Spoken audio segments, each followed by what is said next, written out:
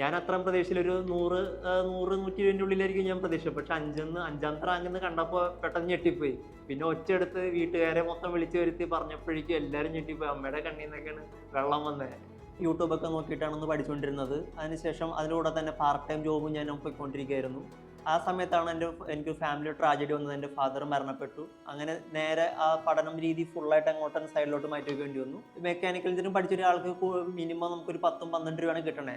ഈ 5 മാസം ഞാൻ കൊണ്ടുപോയ രീതി വളരെ ഒരു സ്ട്രഗ്ലിംഗ് പീരീഡ് തന്നെയായിരുന്നു. ഫിനാൻഷ്യലി സ്റ്റേബിൾ അല്ല.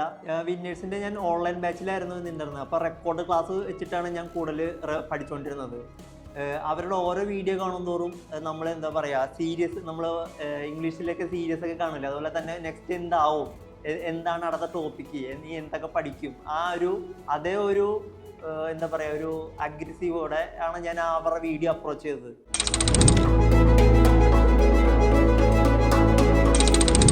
എൻ്റെ പേര് ഷാരോണസ്.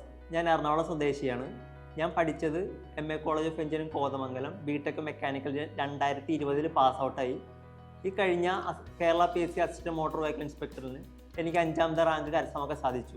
5ാമത്തെ റാങ്കിലോട്ട് എനിക്ക് എത്താൻ സാധിച്ച എൻ്റെ പഠന രീതികളും അതുപോലെ തന്നെ എന്തൊക്കെ ഞാൻ സ്വീകരിച്ചു ഉള്ള എൻ്റെ ഒരു എക്സ്പീരിയൻസ് നിങ്ങളുമായിട്ട് ഷെയർ ചെയ്യാൻ വേണ്ടിയിട്ടാണ് ഞാൻ നിങ്ങളുടെ മുന്നിൽ എത്തിയിരിക്കുന്നത്. 2020 കൊറോണ സമയത്തായിരുന്നു ഞാൻ പാസ് ഔട്ട് ആയത്. ആ സമയത്തായിരുന്നു ഇറങ്ങിക്കഴിഞ്ഞ് എന്ത് ചെയ്യണം, ഏതിലോട്ട് പോകണം എന്നുള്ളൊരു കൺഫ്യൂഷൻ എല്ലാവരും പോലെ തന്നെ എനിക്കുണ്ടായിരുന്നു. ആ സമയത്തായിരുന്നു എൻ്റെ ഒരു മാമൻ എനിക്ക് ഇങ്ങനൊരു ഓപ്പർച്യൂണിറ്റി ഉണ്ട്, മോട്ടോർ വെഹിക്കിൾ ഇൻസ്പെക്ടറായിട്ടൊരു ഓപ്പർച്യൂണിറ്റി ഉണ്ട്, അപ്പോൾ അതിലോട്ട് നിനക്കൊന്ന് ട്രൈ ചെയ്തൂടെ, അതിനിങ്ങനെ ഹെവി ലൈസൻസ് വേണം, ഡിപ്ലോമ മെക്കാനിക്കൽ എഞ്ചിനീയർ ആണ് അതിന് ക്വാളിഫിക്കേഷൻ വേണ്ടത് എന്നൊക്കെ എന്നോട് പറഞ്ഞായിരുന്നു. അപ്പോൾ ഞാൻ ജസ്റ്റ് അതിനെപ്പറ്റി ഗൂഗിളിലേക്ക് ഒന്ന് സെർച്ച് ചെയ്തു, യൂട്യൂബിലേക്ക് ഒന്ന് സെർച്ച് ചെയ്തു. ഞാൻ അതിനുശേഷമാണ് പിന്നെ സ്വയം സെൽഫ് സ്റ്റഡി ആയിരുന്നു, യൂട്യൂബൊക്കെ നോക്കിയിട്ടാണ് പഠിച്ചുകൊണ്ടിരുന്നത്. അതിലൂടെ തന്നെ പാർട്ട് ടൈം ജോബും ഞാൻ പോയിക്കൊണ്ടിരിക്കുകയായിരുന്നു. ആ സമയത്താണ് എനിക്ക് ഫാമിലി ട്രാജഡി വന്നത്. എൻ്റെ ഫാദർ മരണപ്പെട്ടു. അങ്ങനെ നേരെ ആ പഠനം രീതി ഫുള്ളായിട്ട് അങ്ങോട്ട് സൈഡിലോട്ട് മാറ്റി വയ്ക്കേണ്ടി വന്നു. ദെൻ ഞാൻ അതിനുശേഷം ചെന്നൈയിലോട്ട് പോയിട്ടുണ്ടായിരുന്നു. അവിടെ 1 ഇയർ വർക്ക് ചെയ്തു. ദെൻ തിരിച്ച് നാട്ടിലോട്ട് വന്നു. ദെൻ പിന്നെ വേറെ അതിൻ്റെ ഇടയിലാണ് ഫാമിലി, എനിക്ക് എൻ്റെ വീടും സ്ഥലമൊക്കെ എനിക്ക് കൊടുക്കേണ്ടി വന്നു. പിന്നെ വാടക വീട്ടിലോട്ടൊക്കെ മാറി. ദെൻ പിന്നെ സെയിൽസ് ഫീൽഡിലോട്ട് മാറി. കാരണം കൂടുതൽ സാലറി കിട്ടുന്നത് മെക്കാനിക്കൽ എഞ്ചിനീയറിംഗ് പഠിച്ചൊരാൾക്ക് മിനിമം നമുക്കൊരു 10-12 രൂപയാണ് കിട്ടണേ. പിന്നെ ഞാൻ സെയിൽസ് ഫീൽഡിലോട്ട് മാറി. 2022 ഡിസംബറിലാണ് AMVയുടെ നോട്ടിഫിക്കേഷൻ വന്നത്. അപ്പോൾ തന്നെ പഠനത്തോടൊപ്പം തന്നെ ജോലി നമുക്ക് മുന്നോട്ട് കൊണ്ടുപോകാൻ ഭയങ്കര ബുദ്ധിമുട്ടായിരുന്നു. പിന്നെ എനിക്ക് ആ ജോബ് റിസൈൻ ചെയ്തു ഞാൻ. ദെൻ പഠനത്തിനോട് മൊത്തമായിട്ട് തന്നെ ഫോക്കസ് ചെയ്യാൻ വേണ്ടിയിട്ടാണ് ഞാൻ പ്ലാൻ ചെയ്തത്. അതിനോടനുബന്ധിച്ച് എനിക്കൊരു കോച്ചിങ് ഇൻസ്റ്റിറ്റ്യൂട്ടും കൂടെ വേണമെന്ന് എനിക്ക് തോന്നിയായിരുന്നു. സെൽഫ് സ്റ്റഡി എന്തായാലും പറ്റില്ലെന്ന് എനിക്ക് മനസ്സിലായി. യൂട്യൂബിൽ നിന്നാണ് വിന്നേഴ്സ് അക്കാഡമിനെ പറ്റി ആദ്യമായിട്ട് അറിഞ്ഞത്. പിന്നെ അവരായിട്ട് അവിടുത്തെ ജാസിൻ സാറായിട്ട് ഞാൻ കോൺടാക്ട് ചെയ്തു. അപ്പോൾ എനിക്ക് അവർ അതിൻ്റെ ഡീറ്റെയിൽസ് ഒക്കെ അയച്ചു തന്നു. എനിക്ക് കൂടുതലും വളരെയായിട്ട് ഇൻട്രസ്റ്റിംഗ് ആയി. അവരുടെ വീഡിയോസൊക്കെ കണ്ടപ്പോൾ നല്ല രീതിയിൽ ഇൻട്രസ്റ്റിംഗ് ആയി. അപ്പോൾ പിന്നെ ഞാൻ അവരുടെ കൂടെ തന്നെ പോകാമെന്ന് തന്നെ ഞാൻ തീരുമാനിച്ചു. 2022 ഡിസംബറിൽ നോട്ടിഫിക്കേഷൻ പറഞ്ഞതോടൊപ്പം തന്നെ കേരള PSC ആദ്യമായിട്ട് തന്നെ ആനുവൽ കലണ്ടർ പബ്ലിഷ് ചെയ്യുകയുണ്ടായി. മെയ് മാസത്തിലേക്കായിരുന്നു നമ്മുടെ AMV എക്സാം വന്നത്. ഒരു 5 മാസം ഉണ്ടായിരുന്നുള്ളൂ എൻ്റെ മുന്നിലുണ്ടായിരുന്നത്. ഈ 5 മാസം ഞാൻ കൊണ്ടുപോയ രീതി വളരെ ഒരു സ്ട്രഗ്ലിംഗ് പീരീഡ് തന്നെയായിരുന്നു. ഒന്നാമത്തെ കേസ്, വീട്ടിലൊരു ബുദ്ധിമുട്ട്, ഫിനാൻഷ്യലി സ്റ്റേബിൾ അല്ല, അതുപോലെ തന്നെ പഠിത്തം. ഫസ്റ്റ് എൻ്റെ ആദ്യത്തെ PSC എക്സാം ആയിരുന്നു ഈ AMV.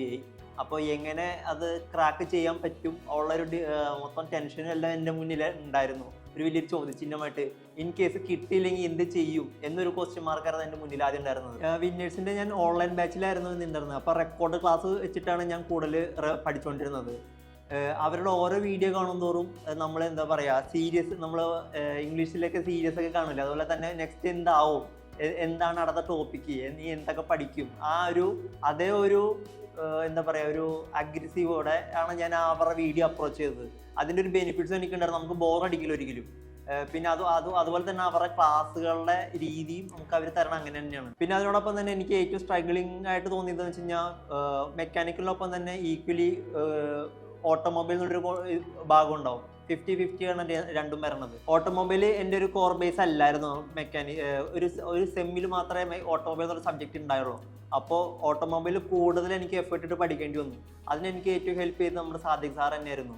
സാദിഖ് സാറിൻ്റെ ക്ലാസ്സുകളായിരുന്നു എനിക്കതിന് ഏറ്റവും ഹെൽപ്ഫുള്ളായത്. ക്ലാസ് കാണുമ്പോൾ തന്നെ അതിൻ്റെ കൂടെ തന്നെ നോട്ട് പ്രിപ്പറേഷനും എനിക്ക് ഇൻട്രസ്റ്റിംഗ് ആയിരുന്നു. കാരണം ഭാവിയിലേക്കും കൂടെ നമുക്ക് ആ നോട്ട് യൂസ്ഫുൾ ആയിരിക്കും. ദെൻ അതിന് കൂടുതൽ ബെനിഫിറ്റ്സ് ആയിട്ട് തോന്നിയത് എനിക്ക് ഇവരുടെ മോക്ക് എക്സാംസ് ആയിരുന്നു, അതുപോലെ തന്നെ റിവിഷൻ ക്ലാസ്സുകളും. മാക്സിമം ഇവർ നമുക്ക് ക്വസ്റ്റ്യൻസ് നമുക്ക് കൊണ്ടുതരും. കേരള സ്റ്റേറ്റിൽ മാത്രമല്ല പല സ്റ്റേറ്റിലും ഇവരുടെ ക്വസ്റ്റ്യൻസ് നമുക്ക് കൂടുതൽ കിട്ടും. അപ്പോൾ ആ ക്വസ്റ്റ്യൻസ് ആണ് എന്നെ ഇത്ര എത്തിച്ചത്. മാക്സിമം ക്വസ്റ്റ്യൻസ് വർക്കൗട്ട് ചെയ്യാൻ നോക്കിക്കൊണ്ടിരുന്നു ഞാൻ. എവിടെ നിന്നൊക്കെ ക്വസ്റ്റ്യൻസ് കിട്ടും, ഇപ്പോൾ യൂട്യൂബിലായാലും അതുപോലെ തന്നെ പല ഓൺലൈൻ പ്ലാറ്റ്ഫോമിൽ നിന്നായാലും ഇവരുടെ വിന്നേഴ്സിൻ്റെ തന്നെ ആയാലും മാക്സിമം ക്വസ്റ്റ്യൻസ് കളക്ട് ചെയ്യുക, അത് റെഫർ ചെയ്യുക, അതായിരുന്നു എൻ്റെ രീതി. അപ്പോൾ നമുക്കൊരു ക്വസ്റ്റ്യൻ കാണുമ്പോൾ തന്നെ അതിൻ്റെ ഓപ്ഷൻസ് പോലും വായിക്കാണ്ട് തന്നെ നമുക്ക് ആ അതിൻ്റെ ആൻസർ നമുക്ക് കിട്ടും. പഠനത്തിൻ്റെ രീതി എങ്ങനെയാണെന്ന് വെച്ച് കഴിഞ്ഞാൽ ഇങ്ങനെ ഒരു ഫിക്സഡ് ടൈം എനിക്ക് ഉണ്ടായില്ല. എപ്പോൾ പഠിക്കാൻ പറ്റുമോ അപ്പം ഞാൻ സ്റ്റാർട്ട് ചെയ്യും. പക്ഷേ ഇരിക്കുന്ന സമയം എത്രത്തോളം നമുക്ക് ക്വാളിറ്റി ആയിട്ട് അത് കൊണ്ടുപോകാൻ പറ്റും എന്നായിരുന്നു ഞാൻ ചിന്തിച്ചുകൊണ്ടിരുന്നത്. ഇപ്പോൾ രാവിലെ സ്റ്റാർട്ട് ചെയ്യണമെങ്കിൽ തന്നെ ഒരു ഉച്ച വരെ പഠിക്കും, ദെൻ റെസ്റ്റ് എടുക്കും, ദെൻ പിന്നെയും സ്റ്റഡി സ്റ്റാർട്ട് ചെയ്യും. ഒരു നൈറ്റ് ഒരു 10-11 മണി വരെ ആയിരിക്കും എൻ്റെ ആ ഒരു വർക്കിംഗ് ചെയ്യുന്ന ടൈം. ശേഷം പിന്നെയും അങ്ങനെയാണ് കണ്ടിന്യൂസ്. പക്ഷേ എനിക്കൊരു കൺസിസ്റ്റൻസി ഉണ്ടായിരുന്നു. അത് തന്നെയാണ് ഞാൻ ഇനിയുള്ള വരുന്ന പിള്ളേർക്കും മുന്നോട്ട് വെക്കുന്ന ഒരു പോയിന്റ് എന്ന് പറയുന്നത്, കൺസിസ്റ്റൻസി. അതായത് നമ്മളൊരു രാവിലെ എഴുന്നേക്കുന്നു, പല്ലേക്കുന്നു, ആ രീതി തന്നെ നമ്മൾ പഠനം നമ്മുടെ കൂടെ തന്നെ കൊണ്ടുപോകാനാണ് നമ്മൾ ശ്രമിക്കേണ്ടത്. എത്ര ഡെയിലി അത് കൊണ്ടുപോകുമ്പോൾ നമ്മുടെ ഒരു ഹാബിറ്റ് പോലെ. എക്സാം അടുക്കുന്തോറും നമുക്ക് കൂടെ ടെൻഷൻസും വന്നുകൊണ്ടിരുന്നു. പക്ഷേ ഇതെന്തോ ദൈവാനുഗ്രഹം എന്ന് വിചാരിക്കാം. എൻ്റെ ഉള്ളിൽ നിന്ന് തന്നെ അത് എങ്ങനെ ഓവർകം ചെയ്യാം എന്ന് എനിക്ക് ഉള്ളിൽ വന്നുകൊണ്ടിരുന്നു. പിന്നെ കൂടുതൽ റിസൾട്ടിലോട്ട് നമ്മൾ ചിന്തിക്കാണ്ട് നമ്മൾ എഫേർട്ട് ഇടാം. എത്ര എഫേർട്ട് ഇടുക നമുക്ക് റിസൾട്ട് കിട്ടുമെന്ന് എനിക്ക് ഈ റിസൾട്ടോടെ എനിക്ക് മനസ്സിലായി. ഒരുപാട് പ്രതിസന്ധികളിലൂടെയാണ് ഞാൻ ഈ എക്സാം ഒരു പ്രിപ്പറേഷനും ആ ഒരു കാലഘട്ടമൊക്കെ കടന്നുപോയത്.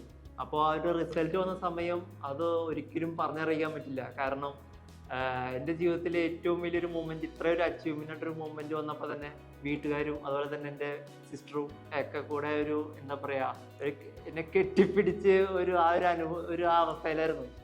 അതൊന്നും പറഞ്ഞറിയിക്കാൻ പറ്റില്ല. റിസൾട്ട് ആദ്യം നോക്കിയത് തന്നെ ഞാൻ തന്നെയായിരുന്നു. ഞാൻ അത്രയും പ്രതീക്ഷയിൽ ഒരു 100-120 ഉള്ളിലായിരിക്കും ഞാൻ പ്രതീക്ഷ. പക്ഷെ അഞ്ചാമത്തെ റാങ്കെന്ന് കണ്ടപ്പോൾ പെട്ടെന്ന് ഞെട്ടിപ്പോയി. പിന്നെ ഒച്ചയെടുത്ത് വീട്ടുകാരെ മൊത്തം വിളിച്ചു വരുത്തി പറഞ്ഞപ്പോഴേക്കും എല്ലാവരും ഞെട്ടിപ്പോയി. അമ്മയുടെ കണ്ണിൽ നിന്നൊക്കെയാണ് വെള്ളം വന്നത്. എൻ്റെ വിജയം ഞാൻ എൻ്റെ വീട്ടുകാർക്കും എൻ്റെ ഗുരുക്കന്മാർക്കും ഞാൻ സമർപ്പിക്കുകയാണ്. അവരാണ് തന്നെ എൻ്റെ ഈ പ്രതിസന്ധിയിലൂടെ കടന്നു പോയപ്പോൾ തന്നെ എന്നെ സപ്പോർട്ട് ചെയ്തവർ. നമ്മൾ കൂടുതൽ ആഗ്രഹങ്ങൾ ഉണ്ടാക്കുക, അതുപോലെ തന്നെ സ്വപ്നങ്ങൾ കാണാം. എനിക്കും ആഗ്രഹങ്ങൾ മാത്രമേ ഉണ്ടായുള്ളൂ, അല്ലാണ്ട് വെറുതെ കൂടുതൽ കഴിവോ അല്ലെങ്കിൽ ഓവർ ടാലൻറ്റോടെ എനിക്കും ഉണ്ടായില്ല. നിങ്ങളെപ്പോലെ തന്നെ ഒരു സാധാരണക്കാരനാണ് ഞാനും. അപ്പോൾ ഞാൻ ആഗ്രഹങ്ങൾ ഉണ്ടാക്കിയെടുത്ത് അതിനുവേണ്ടി ഞാൻ കൂടുതൽ പരിശ്രമിച്ചു. അപ്പോൾ അതിനുള്ള റിസൾട്ട് എനിക്ക് കിട്ടി. അപ്പോൾ എനിക്ക് കിട്ടിയെങ്കിൽ നിങ്ങൾക്കും കിട്ടും. അപ്പോൾ എല്ലാവർക്കും ഒരു ഓൾ ദ ബെസ്റ്റ്.